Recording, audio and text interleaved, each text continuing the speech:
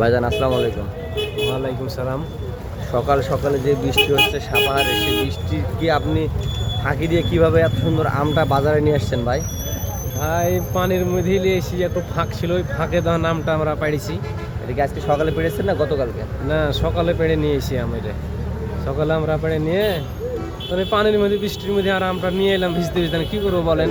দাম কি কেউ এখনো বলছে? দাম বলেছে দাদা 2400 টাকা লাগালছে, আমরা দিইনি এখনো।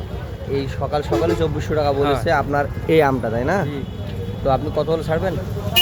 আমরা তো 2700 হলে আমরা ছেড়ে দেবো। 2600-2700 হলে আপনার ছেড়ে দেবো। হ্যাঁ।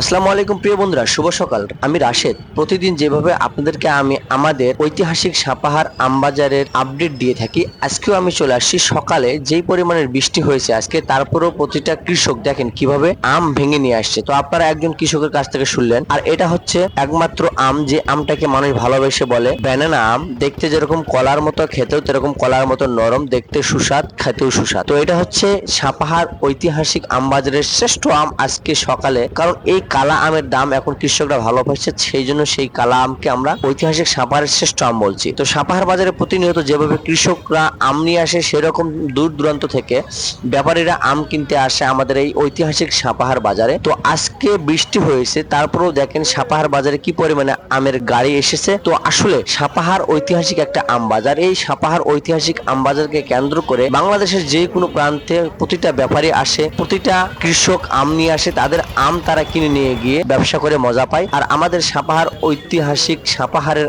আম এতটা সুস্বাদু, এতটা রসালো, এতটা মিষ্টি যে একবার খেয়েছে সে আরো 10 বার খেতে চাইবে। তো প্রিয় বন্ধুরা, প্রতিদিন যেভাবে আপনাদেরকে আমি আপডেট দিয়ে থাকি, আজকেও আমি আপনাদেরকে আপডেট দিয়ে রাখলাম। তো আশা করি আজকে যারা আম নিয়ে এসেছে আর যারা এখনো আম ভাঙতে পারেনি, আর যারা নিয়ে এসেছে তারা সবচেয়ে বেশি আজকে দাম পাবে আশা করা যায়।